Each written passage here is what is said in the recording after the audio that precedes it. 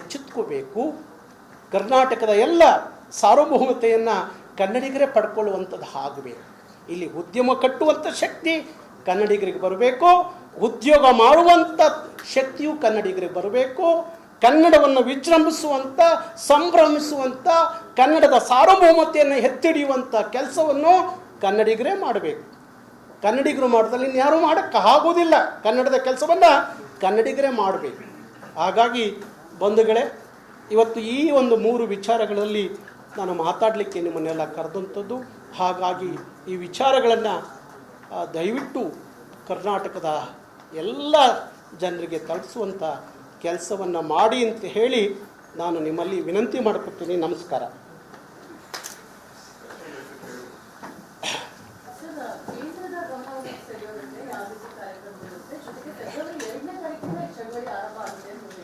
ಹೌದು ಹೌದು ಹೌದು. ಈ ಕಾರ್ಯಕ್ರಮ ಫ್ರೀಡಮ್ ಪಾರ್ಕ್ನಲ್ಲಿ ಫೆಬ್ರವರಿ 2ನೇ ತಾರೀಕು ಪ್ರಾರಂಭ ಆದಂಥ ಕಾರ್ಯಕ್ರಮ ರಾಜ್ಯದ ಎಲ್ಲ 31 ಜಿಲ್ಲೆಯಲ್ಲೂ ದೊಡ್ಡ ದೊಡ್ಡ ಬೀದಿ ಸಭೆಗಳಾಗ್ತವೆ, ಸಾರ್ವಜನಿಕ ಸಭೆಗಳಾಗ್ತವೆ. ಅಲ್ಲಿಯ ಜಿಲ್ಲಾ ಕಚೇರಿಗಳ ಮುಂದೆ ಪ್ರತಿಭಟನೆಗಳಾಗ್ತವೆ, ಜಿಲ್ಲಾ ಅಧಿಕಾರಿಗಳಿಗೆ ಮನವಿ ಕೊಡುವಂಥದ್ದು ಆಗುತ್ತೆ. ಮತ್ತು ಎಲ್ಲ ತಾಲೂಕು ಕೇಂದ್ರಗಳಿಗೆ ಈ ಚಳುವಳಿಯನ್ನು ಜಿಲ್ಲಾ ಸಮಿತಿಯವರು ತಗೊಂಡು ಹೋಗುವಂಥ ಅಲ್ಲಲ್ಲೇ ಸಮಿತಿಗಳು ನಿರ್ಮಾಣ ಆಗ್ತವೆ. ಹಾಗಾಗಿ ಒಬ್ಬ ಸಾಮಾನ್ಯ ಕನ್ನಡಿಗನಿಗೂ ಈ ಚಳುವಳಿಯ ಅರಿವು ಮೂಡಿಸುವಂಥ ಕೆಲಸ ಮಾಡಬೇಕು ಅನ್ನೋ ಕಾರಣಕ್ಕೋಸ್ಕರ ರಾಜ್ಯದ ಇಲ್ಲಿಂದ ಹಿಡಿದು ಬೆಂಗಳೂರಿನಿಂದ ಹಿಡಿದು ಕಟ್ಟಕಡೆಯ ಬೀದರಿನ ಒಂದು ಹೋಬಳಿವರೆಗೂ ಈ ಚಳುವಳಿಯನ್ನು ತಗೊಂಡು ಹೋಗಬೇಕನ್ನೋ ತೀರ್ಮಾನವನ್ನು ಮಾಡಿದ್ದೀವಿ. 1 ವರ್ಷ ಪೂರ್ತಿ, ಆ ವರ್ಷದ ಒಳಗಡೆ ಆ ಕಾಯ್ದೆಗಳು ಆಗಬೇಕು ಅನ್ನೋ ಉದ್ದೇಶ. ಆಗಲಿಲ್ಲ ಅಂದರೆ ಡಿಸೆಂಬರ್ 27 ಕಾನೂನು ಏನು ಕೈಗೆತ್ತಿಕೊಂಡು ಆ ಕೆಲಸ ಕರ್ನಾಟಕ ರಕ್ಷಣಾ ವೇದಿಕೆ ಮಾಡಬೇಕಾಗತ್ತೆ. ಒತ್ತಾಯ ಅಂತಲ್ಲಾದರೂ ಅಂದ್ಕೊಳ್ಳಿ, ಇಲ್ಲ ಎಚ್ಚರಿಕೆ ಅಂತಲ್ಲಾದರೂ ಅಂದ್ಕೊಳ್ಳಿ. 1 ವರ್ಷದೊಳಗಡೆ ಒತ್ತಾಯ ಅಂತ ಅಂದ್ಕೊಳ್ಳಿ, 1 ವರ್ಷ ದಾಟಿದ ಮೇಲೆ ಎಚ್ಚರಿಕೆ ಅಂತ ಅಂದ್ಕೊಳ್ಳಿ.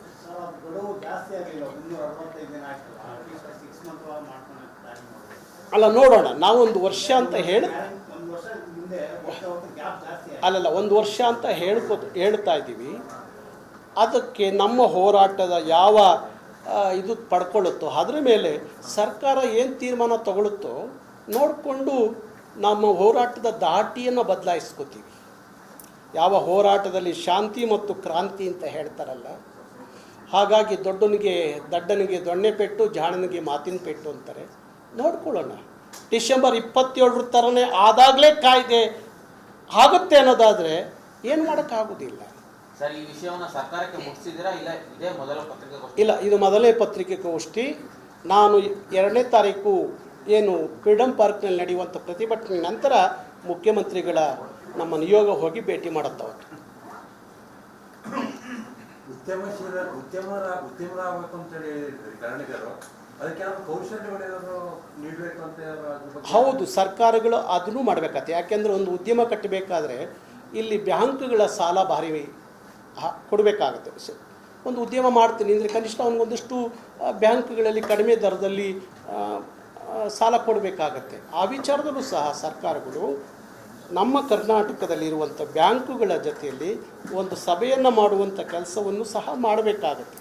ಇವತ್ತು ನಾವು ನೋಡ್ತಾ ಇದ್ದೀವಿ, ITBTಗಳು ಬೆಂಗಳೂರಿಗೆ ಬಂದಾಗ, ದೊಡ್ಡ ದೊಡ್ಡ ಉದ್ಯಮ ಕಟ್ಟಲಿಕ್ಕೆ ಬಂದಾಗ ಅವತ್ತು ಭಾರಿ ಕಡಿಮೆ ದರದಲ್ಲಿ ಭೂಮಿ ಕೊಟ್ಟರು, ರಿಯಾಯಿತಿ ದರದಲ್ಲಿ ಭೂಮಿ ಕೊಟ್ಟರು, ಅವ್ರಿಗೆ 16 ವರ್ಷ ಟ್ಯಾಕ್ಸ್ ಫ್ರೀ ಕೊಟ್ಟರು. ಇವತ್ತು ಒಬ್ಬೊಬ್ಬರು 100 ಎಕರೆ 200 ಎಕರೆ 500 ಎಕರೆ ತೊಗೊಂಡವರು ಇವತ್ತು ಅವ್ರು ಕೊಟ್ಟಿದ್ದು ಅವತ್ತು ಕೇವಲ ಎಲ್ಲೋ 1 ಲಕ್ಷ 2 ಲಕ್ಷ 50,000ಕ್ಕೆಲ್ಲ ಎಕರೆಗಟ್ಟಲೆ ಜಮೀನು ತೊಗೊಂಡ್ರು. ಇವತ್ತು ಅದು 100 ಕೋಟಿ 1000 ಕೋಟಿ ಇವತ್ತು ಒಡೆಯರಾಗಿದ್ದಾರೆ. ಅವರು ಕನ್ನಡದ ಮಕ್ಕಳಿಗೆ ಕೆಲಸ ಕೊಡಿ ಅಂದರೆ ನೀವು ಕೆಲಸ ಕೇಳಿದ್ರೆ ನಾವು ಬೇರೆ ಸ್ಟೇಟ್ಗೆ ಹೋಗ್ತೀವಿ ಅಂತ ಹೇಳ್ತಾರೆ. ಇದು ಪರಿಸ್ಥಿತಿ. ಅದೇ ಕೆಲಸವನ್ನು ಕನ್ನಡದ ಮಕ್ಕಳಿಗೆ ಮಾಡಿ ಕೊಡಿ. ಕರ್ನಾಟಕದ ಬ್ಯಾಂಕ್ಗಳಿಂದ ಕನ್ನಡದ ಮಕ್ಕಳಿಗೆ ಉದ್ಯಮ ಮಾಡುವಂಥ ಮಕ್ಕಳಿಗೆ ಒಂದಷ್ಟು ಸಾಲ ಕೊಡಿ. ಸರ್ಕಾರಗಳು ಆ ವಿಚಾರದಲ್ಲಿ ಒಂದಷ್ಟು ಅವರಿಗೆ ಶಕ್ತಿ ತುಂಬುವಂಥ ಕೆಲಸ ಮಾಡಬೇಕು.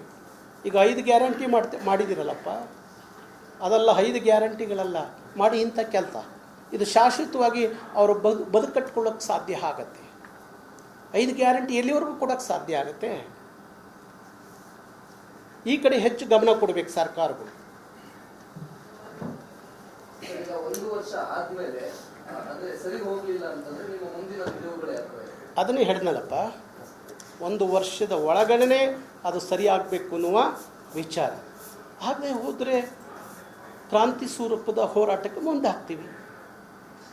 ಡಿಸೆಂಬರ್ 27 ಆಯ್ತಲ್ಲ ನಾಮಫಲಕದ ಹೋರಾಟ. ಅದೇ ಮಾದರಿಯಲ್ಲಿ ಇಡೀ ಕರ್ನಾಟಕದಲ್ಲಿ ಜನ ಬೀದಿಗಿಳಿತಾರೆ. ಸರ್, ಇದು ಐಟಿಯಲ್ಲಿ ಕನ್ನಡಿಗರಿಗೆ ಉದ್ಯೋಗ ಕೊಡಬೇಕು ಅಂತ ಒಂದು ಮೀಸಲಾತಿ ಕಾಯ್ದೆ ಹೊರಡಿಸ್ಬೇಕು ಅಂತ ಬಂತು. ಅಲ್ಲಿ ಕಿರಣ್ ಮುಜುಮ್ದಾರ್ ಅಂತವ್ರನ್ನೆಲ್ಲ ಅವರು ವಿರೋಧ ವ್ಯಕ್ತಪಡಿಸಿದ್ರು. ಕನ್ನಡಿಗರಿಗೆ ಕೊಡೋಕ್ಕಾಗೋದಿಲ್ಲ ಉದ್ಯೋಗ ಇಲ್ಲಿ ಐಟಿಯಲ್ಲಿ ಅಂತ.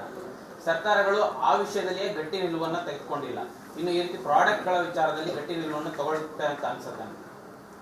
ನೋಡಿ, ಸರ್ಕಾರಗಳು ಇವತ್ತು ನಾನು 2-3 ಬಾರಿ ಮುಖ್ಯಮಂತ್ರಿಗಳ ಹತ್ರ ಭೇಟಿ ಮಾಡಿದಾಗ ಮುಖ್ಯಮಂತ್ರಿಗಳು ಹೇಳಿದರು, ಒಂದು ಸ್ವಲ್ಪ ನಾನು ಅದನ್ನು ಒಂದು ತೀರ್ಮಾನ ಮಾಡ್ತೀನಿ, ಒಂದು ಸ್ವಲ್ಪ ನನಗೆ ಸಮಯ ಕೊಡ್ರಿ, ಅವ್ರನ್ನೆಲ್ಲ ಒಂದು ಸಭೆ ಕರೀತಾ ಇದ್ದೀನಿ, ಕರೆದು ಅವ್ರ ಜೊತೆಯಲ್ಲಿ ಒಂದಷ್ಟು ಮಾತಾಡ್ತೀವಿ. ಅವರ ಮಧ್ಯದಲ್ಲಿ ನಾವು 100, 80, 90 ಅಂತ ಹೇಳುವಾಗ ಅವರ ಮಧ್ಯದಲ್ಲಿ ಏನಾದರೂ ಒಂದಷ್ಟು ರಿಯಾಯಿತಿ ಮಾಡಿಕೊಂಡು ಕೆಲಸ ಕೊಡಿ ಅಂತ ಕೇಳೋ ಕೆಲಸವನ್ನು ನಾವು ಮಾಡಬೇಕಾಗತ್ತೆ, ಮಾಡ್ತೀವಿ.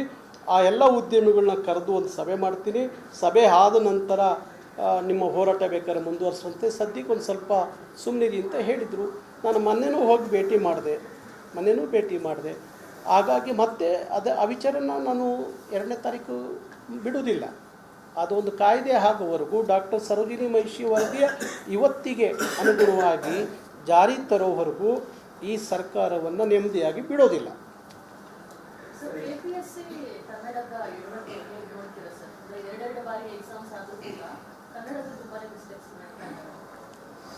ಇಲ್ಲ, ಅದಕ್ಕೂ ಈ ಮನೆಯೆಲ್ಲ ಒಂದು ಪ್ರತಿಭಟನೆ ಮಾಡಿ ಅವರ ಸರ್ಕಾರಕ್ಕೆ ಹೋಗಿ ಮುಖ್ಯಮಂತ್ರಿಗಳೇ ಮನವಿ ಕೊಟ್ಟಿದ್ದಾರೆ. ನಾವು ಹಿಂದೆ ಅವರಿಗೆ ಒಂದು ಕಾಲಾವಕಾಶ ಕೊಡಿಸ್ತು, ಮತ್ತೆ ಮರುಪರೀಕ್ಷೆಗೆ ಅವಕಾಶವನ್ನು ಕೊಡಿಸಿದ್ದು. ಆದರೂ ಅದು ಸರಿಯಾಗಲಿಲ್ಲ ಅಂತೇಳಿ ಮತ್ತೆ ಮೊನ್ನೆ ಒಂದು ಪ್ರತಿಭಟನೆ ಆಗಿದೆ. ನಾವು ಸಹ ಅವರಿಗೆ ಬೆಂಬಲಕ್ಕೆ ನಿಂತಿದ್ದೀವಿ, ಅದನ್ನು ಮುಂದುವರಿಸ್ತೀವಿ. ಸರ್, ಇದು ಬ್ಯಾಂಕ್ನಲ್ಲಿ ಕನ್ನಡಿಗರಿಗೆ ಉದ್ಯೋಗ ಕೊಡಬೇಕು ಅಂತ ಹಿಂದೆನೂ ನೀವು ಹೋರಾಟ ಇದು ಮಾಡಿ ಪತ್ರಿಕಾಗೋಷ್ಠಿಗಳು ಕರೆದಿದ್ರಿ. ಸೊ ಅದು ಸರ್ಕಾರಕ್ಕೆ ಮನವಿ ತಲುಪಿಸಿದ್ದೀರಾ ಅಂತ? ಎಲ್ಲ ಸರ್ಕಾರಗಳಿಗೂ ಮನವಿ ಕೊಟ್ಟಿದ್ದೀವಿ ಆ ವಿಚಾರದಲ್ಲಿ. ಬ್ಯಾಂಕಿಂಗ್ ವಿಚಾರಗಳಲ್ಲಂತೂ ಬಂದಂಥ ಎಲ್ಲ ಸರ್ಕಾರಗಳಿಗೂ ಮನವಿ ಕೊಟ್ಟಿದ್ದೀವಿ. ಹಾಗೆ ಈಗಲೂ ಸಹ ಆ ಮನವಿ ಕೊಟ್ಟು ಸುಮ್ಮನೆ ಕೂರೋದಲ್ಲ, ಅದು ಒಂದು ಕಾಯ್ದೆ ರೂಪಕ್ಕೆ ಬರೋವರೆಗೂ ಈಗ ನಾವೇನು 3 ವಿಚಾರಗಳನ್ನ ಇಟ್ಕೊಂಡು ಹೊರಟಿದ್ದೀವಿ, ಅದು ಒಂದು ಕಾಯ್ದೆ ರೂಪಕ್ಕೆ ಬರೋವರೆಗೂ ಬಿಡೋದಿಲ್ಲ. ಹೋರಾಟದಿಂದ ಹಿಂದೆ ಹೋಗೋ ಪ್ರಶ್ನೆನೂ ಇಲ್ಲ, ಸುಮ್ಮನೆ ಕೂರುವಂಥ ಪ್ರಶ್ನೆನೂ ಇಲ್ಲ. ಸರ್, ಈಗ ಉದ್ಯಮಿಗಳು ಸರ್ಕಾರದ ಮೇಲೆ ಒತ್ತಡ ಹಾಕಿದ್ರೆ, ಈಗ ಏನು ಕಿರಣ್ ಮುಜುಮ್ದಾರ್ ಅವರಿಗೆ ಒತ್ತಡ ಹಾಕಿದ್ರು ಐಟಿ ಉದ್ಯೋಗಿಗಳ ವಿಚಾರವಾಗಿ, ಈ ರೀತಿಯಲ್ಲಿ ಈಗೇನು ಉದ್ಯಮಿಗಳು ಸರ್ಕಾರದ ಮೇಲೆ ಒತ್ತಡ ತಂದರೆ? ಅಲ್ಲ, ಉದ್ಯಮಿಗಳು ಎಷ್ಟು % ಉದ್ಯಮ ಮಾಡ್ತಾರೆ ಕರ್ನಾಟಕದಲ್ಲಾಗಲಿ ಭಾರತದಲ್ಲಾಗಲಿ? ಅವರು ಲೆಕ್ಕಾಚಾರ ಹಾಕಬೇಕಲ್ಲ. ಒಬ್ಬ ಸಾಮಾನ್ಯ ಜನ ಅವರು ಬಂದು ಮತಗಟ್ಟೆಗೆ ಬಂದು ಓಟ್ ಹಾಕ್ತಾರೆ ಅನ್ನೋ ಫಸ್ಟ್ ತಿಳ್ಕೊಳ್ಳಿ. ಅವರು ಓಟ್ ಹಾಕೋರು ಯಾರು? ಶ್ರೀಸಾಮಾನ್ಯರು ಒಂದು ಓಟ್ ಹಾಕೋರು. ಅವ್ರಿಗೆ ಅದು ಅರಿವಿದೆ ಅಂತ ಅಂದ್ಕೊಂಡಿದ್ದೀನಿ, ಆಳುವಂಥ ಸರ್ಕಾರಗಳಿಗೆ, ಪಕ್ಷಗಳಿಗೆ. ಹಾಗಾಗಿ ಆ ಥರದ್ದು ಆಗಲ್ಲ ಅಂತ ಅಂದ್ಕೊಂಡಿದ್ದೀನಿ. ಸರ್, ಈಗ ಕರ್ನಾಟಕದಲ್ಲಿ ಕನ್ನಡಿಗನೇ ಸಾರ್ವಭೌಮ ಅಂತ ಹೇಳಿದ್ರು. ಸೊ ಉತ್ತರ ಭಾರತದವರಿಗೆ ಒಂದು ಅವಕಾಶವನ್ನ, ವ್ಯಾಪಾರವನ್ನ ಮಾಡೋದಕ್ಕೆ ನಾವು ಕನ್ನಡಿಗರೇ ಅವಕಾಶ ಮಾಡಿಕೊಟ್ರ ಅಂತ ಅನ್ಸುತ್ತೆ ಸರ್?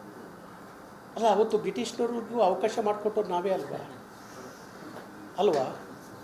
ಹಾಗಾಗಿ ಈಗಲೂ ಅವಕಾಶ ಮಾಡಿಕೊಟ್ಟವ್ರು ನಾವೇ ಆಗಿದ್ದೀವಿ. ಅವತ್ತು ಬ್ರಿಟಿಷ್ನ ತೊಲಗಬೇಕು ಅಂತೇಳಿ ಹೋರಾಟ ಮಾಡಿದವರು ನಾವೇ ಆಗಿದ್ದು ಅಲ್ವಾ? ಈಗ ಇವರು ತೊಲಗಬೇಕು ಅಂತ ಹೋರಾಟ ಮಾಡೋರು ನಾವೇ ಆಗಿದ್ದೀವಿ. ಏನು ಮಾಡೋಕ್ಕಾಗ್ತದೆ?